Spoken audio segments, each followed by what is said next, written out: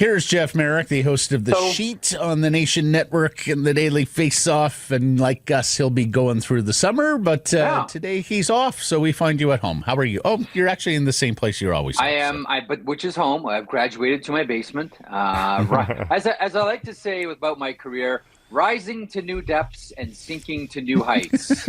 It's Jeff Merrick, ladies and gentlemen. Yeah, exactly. You don't understand what getting to work out of your basement every day is by way of career achievement in this My industry. wife thinks it's awesome that I'm here every day. She's a huge fan. Big fan of this move. Oh, I'm sure.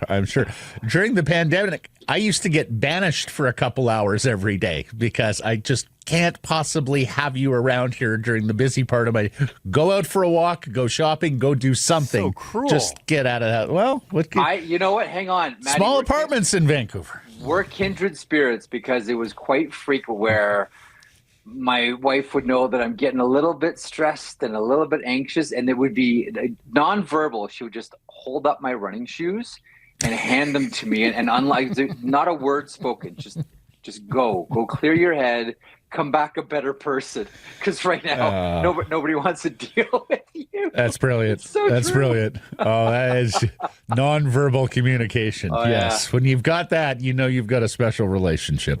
Yes, like Brock Boeser and the Vancouver Canucks. Huh? Nice How transition. about Nice this transition. heartwarming story? We love him, and he just can't quit us. Yeah, a little bit surprising, I suppose, in a really nice way. Like the one thing about this contract, you know what this contract sort of reminded me of in some ways, and it may seem like a stretch here, but let me know what you guys think about this. It kind of reminds me of what Dallas is going to go through, and I'm sure they've already started with Jason Robertson. And that is not just committing to a player, but committing long-term to a player where skating is an issue. It's one thing to commit to a player who is on the slower side of the spectrum for a couple of years, that's fine.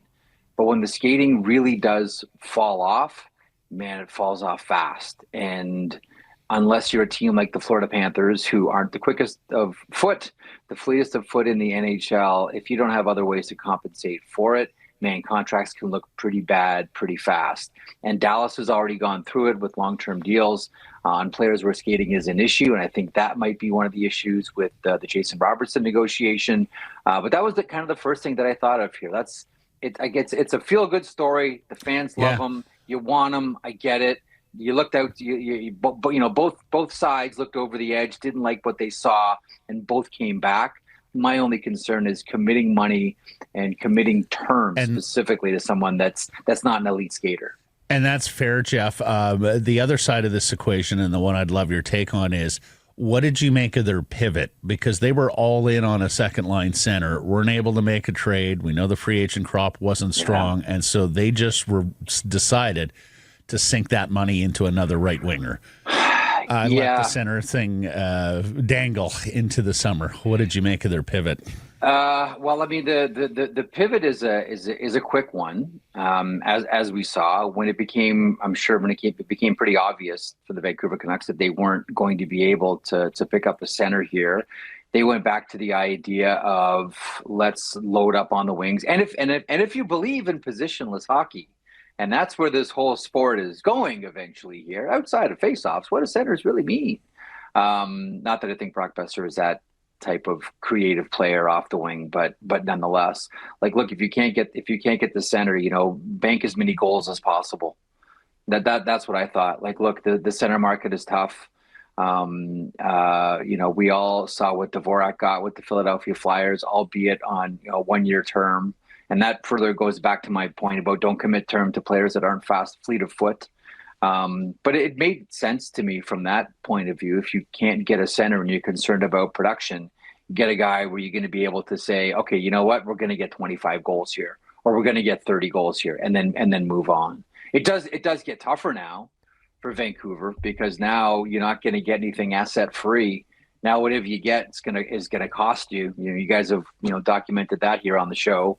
So this is where Rutherford and Alvin have to get creative to try to plug this hole. But a Richmond men's leaguer is not going to work in between two NHL wingers either, right? Like you need somebody that is capable of moving that puck around to them. So, Well, here's the problem.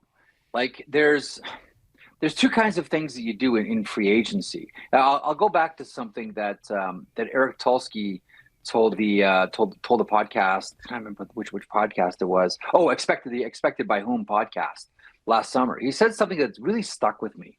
And every time I watch Tulsky do anything, I always think about this one statement that he made. He said, you have to think to yourself, are we improving our team or are we just filling holes? Are we just filling spots here, or are we actively trying to make our team better? And he talked about, the players that walked away and how he could have re-signed them. But then he would say to himself, like, am I actually making this team better? Or am I just saying, this guy fills this hole, this guy fills this spot, so we're going to bring him back? And it's kind of become, I don't know, rightly or wrongly, whenever I look at, acquisitions, either free agent or trade or waivers for that matter, I always think of that statement. Are they trying to just fill a hole, or are they trying to make their team better? And in a lot of situations, picture, I'm finding that Vancouver is filling holes. But and that's the thing, is that they don't see the world like Eric Tulsky does, and they also have the pressure from above as well. So if it was pretty clear, hey, we're not going to go bother filling the center ice hole. We're not going to chase down Pius Suter because we don't want to block what we think we can do next summer or what we think we can do during the season, and we can get the center that we really, really want. Instead, it just feels like they're trying to be better than they would without committing whatever action they're thinking about committing. And it just it seems short-sighted. It looks like a team that is just trying to be incrementally better rather than being a lot better, which is where they need to be. They're trying, but I mean, at the same time, too, you have to be, as we've seen, you have to be creative and you have to be ready to try to swing for the fence. Like, have a look at like what Tulsky's been able to do here. And again, I'm just using him because he's the obvious example with the Nikolai Ehlers signing and the Keandre Miller trade. Like, I know that Carolina has a reputation of being very cost efficient, which is giving maybe the word cheap a soft landing. I get it, but that comes right from the owner, right? That comes right from Tom Dundon. Value on everything, and happy to let people walk if he feels that they're asking for too much money or too much term. That doesn't matter. Could be their play-by-play guy, as we saw. It could be, it could be our first pairing defenseman. Doesn't matter. Happy to let them walk. The thing about Tulsky is, and this is where you're never. There's a great old baseball saying about Dominican baseball players. Nobody walks off the island, right? Nobody walks. I got on base. Nobody walks off the island. You hit to get off the island. And that's where you have to have a stiff spine and swing for the fences. Mikko Rantanen was a swing for the fence. It didn't work, but they were still able to turn that into a major positive. Like, when you look at what Tulsky's done with the assets, Natchez was an expiring asset, traded him before his value completely plummeted, and along with Drury, and they fused Mikko Rantanen through all of this. They picked up Logan Stankoven, they picked up Taylor Hall. Now they've used part of that to get Keandre Miller, and they've used some of the cap space that they saved in that trade to sign Nikolai Ehlers. When you look at asset management, we're kind of seeing a masterclass here, and it all comes from one thing: no fear. No fear to take a major swing. I mentioned it yesterday, that video they released, Jeff, and I understand it was edited and all of that, but just the aggressiveness and the decisiveness that shone through every conversation between Tulsky and every one of his deputies and Rod Brindamore, who was involved. Brindamore's involved in a lot. He's rightfully involved in a lot of it. Mm-hmm. Now, we've covered the Boeser one, but they also re-signed Demko and Garland as well. Do they all get thrown into the "this is just too safe" category, or do you see sense in all of it? I do see some sense in because I think a lot of teams did this year, most notably, of course, the Florida Panthers, who just want to keep the band together. I kind of looked at this this free agency as teams just tried to hang on to what they had. Don't get worse. You're right. Like, listen, hockey is naturally, its default setting is be conservative and safe. Yes. Whether it's players, whether it's managers, just hang on. There's always a couple that swing for the fences, as we mentioned, Derek Telsky in Carolina. But this one I looked at and said, like, if he's healthy, you have maybe one of the best assets in the NHL. Like, if you have a healthy Thatcher Demko, it takes care of a lot of problems. The only problem is now the hospital bracelet is an issue.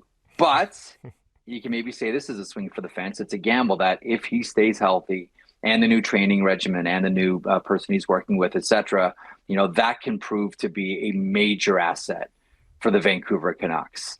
And I think with someone like Connor Garland, too, that is someone who wants to be in Vancouver, who wants to stay, who is productive. We're hanging on to players like that right now.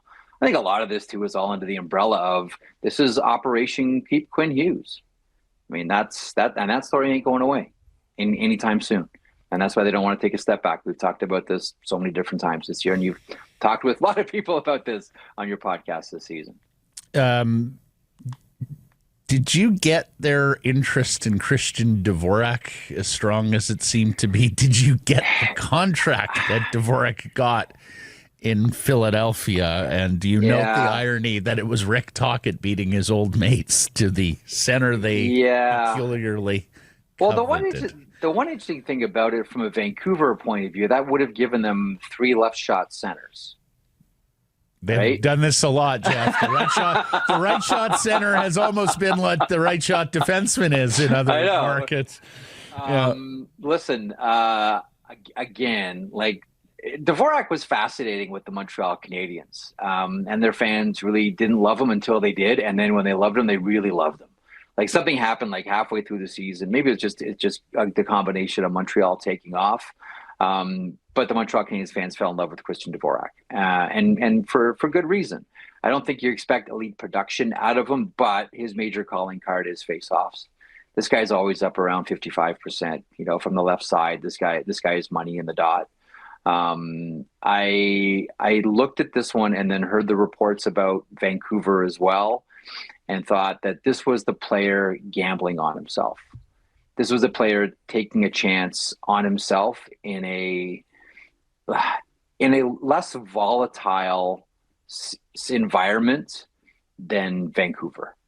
And I think that's part of the equation, I think, for a lot of these players. We all know what happened in Vancouver last year. And then, listen, that was probably part of, and Rutherford's talked about this, or maybe it was Patrick Alvin talked about, one of the reasons why, they ended up going with Adam Foote as the head coach is he knows what went on last year and doesn't have to be caught up to speed and can work to correct everything and massage what happened. And that makes a lot of sense to me. But you guys know players talk. Where do I want to go? What's this like? And for someone like Dvorak, who's obviously still looking for bigger paydays out there and more term, this was Dvorak looking at gambling on himself, and it's a really healthy contract that he got for the 1 year from the Philadelphia Flyers, but they kind of just need that center as a rental for 1 year until Jetlachenko is ready. And that's why they made the decision that they did, and that's probably why the Dvorak made the decision that he made. And the Canucks can throw him a bag of money next summer because it's just the 1 year deal. He wanted less volatile. He wanted to go to the market where they just boo Santa Claus and throw ice. Makes sense. What does that say about our market? Yeah. What did you make of the deal Pius Suter got in St. Louis? Good one. So, St. Louis was one of those teams that were in on Mikael Granlund as well. I think we're all a little bit stunned at the numbers involved that Anaheim paid, but they have the cap space. They can bring him in. Granlund had a great go around with Dallas after going over from the San Jose Sharks, specifically a really good playoff. He was one of their best players consistently, and he turned into a $21 million deal. Like, good on Granlund. Dallas wanted to re-sign Mikael Granlund. There's no way they're going to be able to pay that. No chance. St. Louis, I believe, was in on Granlund as well. I believe Vancouver too. But I don't know that, either St. Louis or Vancouver is coming up with $21 million over 3 years for Mikael Granlund. Good for him. Like, all of a sudden now, Anaheim is a playoff threat. Anaheim's a threat to make the playoffs. And the one thing that I do want, like I've been wondering about this since the 48 hours after the free agent window opened. What do you think is going to have the bigger impact next year? The free agents that have signed with their teams, or the various new coaches that have been hired? Like, because we're talking about how conservative everything has been and safe and hold on to your own. I mean, look at the effect that Quenneville's already having in Anaheim. Like, Quenneville's a magnet for a lot of these players. You mean I get to go play for Joel Quenneville? Yeah, I'm going. Like, that was part of the Kreider decision. I'm guessing that was part of the Granlund decision. Of course, the bottom line was too. But already, these teams might have tough starts though, Jeff. Don't you think? Like, yes, it's a lot of new talent put together, new coach. Okay, so that's a great point, and which is why if I'm the Anaheim Ducks, I'm doing whatever it takes. I am bribing Steve Hatzapetros, the schedule maker, to put us on the road to start the season. Because when you have a team where it's a whole bunch of new faces and new people, and you start off like 8 of your first 10 are at home, that's a disaster. Start with a huge road trip, right? Get all the guys together on the road, meals with one another, around each other 24/7, and then come home and play your games. If you're Anaheim, you're waiting on the schedule and you're crossing your fingers and you're saying, please, give us a lot of road games to start. Give us a lot of road games. Also, there's no point in being away from Anaheim in the wintertime. You want to be in Anaheim in the wintertime. There's a lot of places that are lovely. Exactly. There's a lot of places that are lovely in October and not so lovely in January. So, it's true. Good call. All right, we have arrived at the Jeff Merrick Easter egg once again. You have Price here to shepherd you through and be. Hey, you don't need to phone a friend. You have a friend. Can I? Ratu going to be the third line center for this team? Well, Ratu or Bluger, Jeff. Therein lies the rub. Okay. Yeah, I know that's appropriate reaction. And okay. Pursed lips. They lose a center to injury. We're talking Nils Oman. And if they're down 2 centers, we're hopeful Max Sassen's going to play center as opposed to wing. Unless Chris Johnson is right, Jeff, and the Nick Ehlers signing precipitates trades, and we see something. I think there will be trades. Yeah. Like and I'll tell you the team that I wonder about was the other team that went right down to the wire with Nick Ehlers, and that was the Washington Capitals. Right. I think that Washington is a really well designed team and a really smart team. I think that if there's a team out there that's going to be frisky in the trade market too, that may not be a headline maker right now, or we're not expecting to do much by trading. Well, let's not forget, this is Ovi Swansong season, most likely in the NHL. I wouldn't be surprised if they go the trade route here, but I do think there will be some. I don't think that offer sheets will be an issue until August. That's generally, like I've always said, I don't know why teams and players don't wait for offer sheets until like 2 weeks before the season. Like if you really want to force a decision out of a team, put it off as long as you can. But it seems as if like the sweet spot is like August 15th for offer sheets. So we'll have to wait and see who's still an RFA and offer sheet eligible at that point. But yeah, trades and then offer sheets in August. Did you see the Ovi Beach pick from the other day? Oh, I sure did. That is a guy that will struggle through his last season. You know what? At the end of every veteran All-Stars career, there's that moment where it's just like, I'm taking one-timers from the half wall. Yeah. Like the power plays going through this stick. Boys. Cardio, schmardio. Absolutely. Korea. It's going to probably be Ovechkin too. And the reason they're August 15th is because you're hoping to catch the guy at the cabin or the cottage on bad Wi-Fi, so he loses some time. That's a great one, and all of his salary cap is a little bit more snug too. Exactly. Yes. Exactly. Great one. Okay, the Easter egg. All right. You want a degree of difficulty high or low? What did we do last time? We did high last time. Yeah, you did high last time. Make it easy. Okay. All right, you got me on my coffee shop day, so let's do easy. There are 6 players in the history of the National Hockey League that have signed contracts total value $100 million or more. U.S., of course. Name those 6 players. Well, we just talked about one. Well, Alexander Ovechkin is one, in fact, Ovechkin. number one at $124 million. Ilya Kovalchuk. Very good, Jeff. $100 million. Did LeCavalier sign one? No, sir.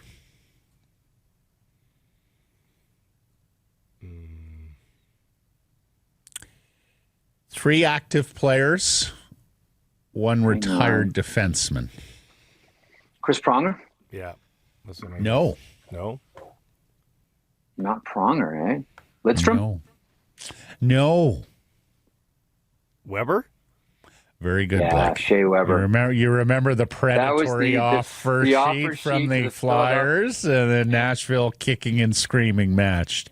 The agent going public saying, "We hope that the Nashville Predators respect our clients' wishes and don't match." Yeah, the they offer did. sheet. McDavid's And Shea last Weber's contract. making the pick for the Predators on Friday, so it sounds like they reconciled. Things Much get like Bess in smoothed the Craig. over. McDavid. So you got Ovechkin, you got Weber, you got Kovalchuk, you've got McDavid. Very good, Blake. You're missing two. Leon Draisaitl. No. Was his not over 100? His most recent one? You sure you got the up-to-date stats? Now you're making me worried.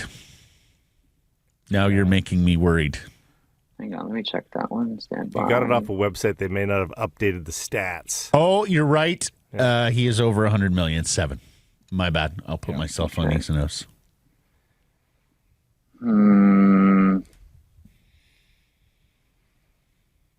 Patrick Kane? No. No. Crosby and McKinnon. McKinnon. Yeah. I'm surprised Crosby got there at 8.7. It was a 12-year deal, I 12-year think, Blake, deal. back in the when you could do those. That's the other thing. Most of these contracts are from yesterday. Like, it's crazy. Cap goes up huge. Teams flush with cap space. Now, granted, you can only do 8 years max term now. And look, $100 million is going to be harder to reach in the future with only 7-year max term lengths. So, yeah. At some point this summer, and maybe when it becomes sort of official, we can all see it. I'm waiting for someone to tell me what the players got outside of they don't have to wear suits to games in the CBA. I had the same conversation this week with someone, Jeff. Wait a second. They got no dress code and international participation, and they gave up all of that? It has become an even more restrictive CBA, even more tough to maneuver. You know, I'll tell you, I talked to one person who is a veteran of the lockout wars, right? It's like 94, 2004, who texted me. He was on vacation and he said, "Am I looking at this the right way here?" And I'm like, yeah, like we're all a little bit stunned. We'll see when the full final document comes out here, because right now it seems like heavily tilted the owner's way. And he says, this is the first CBA done on ChatGPT. like, oh, that's a really, really good line. But again, like, it's become more restrictive.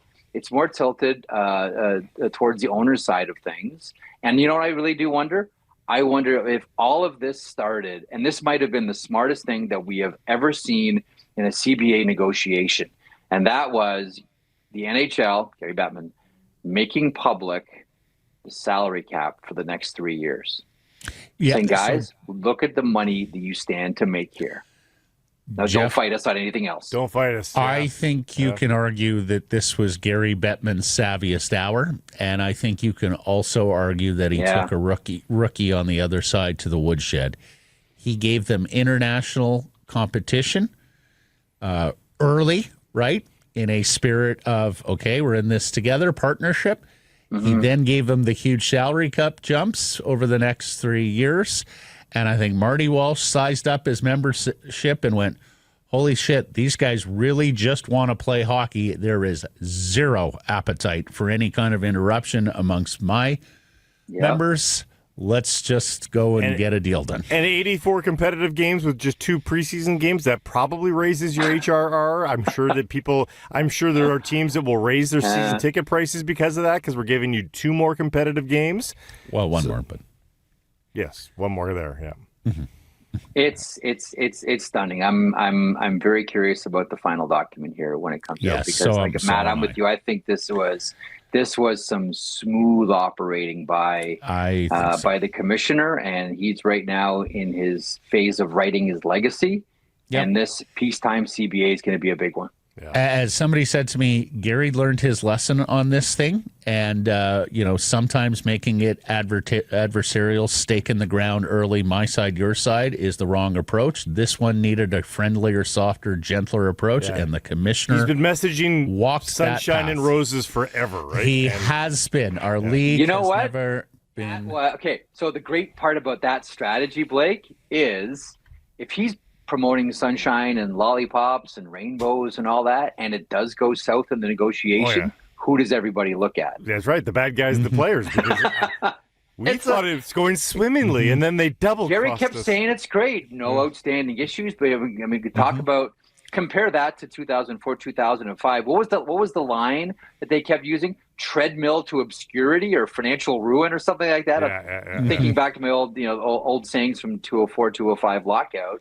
Yeah. But honestly, this was you got to really hand it to him. Like this was this was like, rob the bank and don't have to wear a mask. Kumbaya. Well done. Kumbaya. Well, of course, they also back then argued competitive imbalance as the bankrupt Ottawa Senators were marching towards a President's Trophy. But hey, don't let the facts get in the way of a good public presentation. That's true. The smaller markets can't compete. Wait a second. Buffalo and Ottawa are two of the best teams in the league, and they're about to be bankrupt. Yeah, look at Alfredson and Hossa and Heatley and Spezza and Phillips and Chara and Redden and Hasek and who was that? That Detroit Red Wings, the New York Rangers? No, the Ottawa Senators. Yeah, that's right. Wait a second. The Sabres owners are being let out of the building in handcuffs, and they're leading the Adams division. How about that? That used to be the great old saying about the NHL, right? I mean, the whole thing was the whole league was predicated on a double cross from the NHA to the NHL, where they, poor Eddie Livingston got, was left there holding the bag as the, as the only owner left in the NHA, as everybody else skirted away to start up the NHL. And the old saying used to always be that hockey was the only sport where the owners went to jail more than the players. and it was true. It's true. Lasted for a while. It's true. Boots, Spanos, Del Biagio. Del Biagio. It's the original owner of the Vancouver Canucks went to jail shortly after establishing the NHL Canucks. It's the damnedest thing. All right, we're out of time. Enjoy your weekend. Thank you as always. Good one, fellas. Good fun.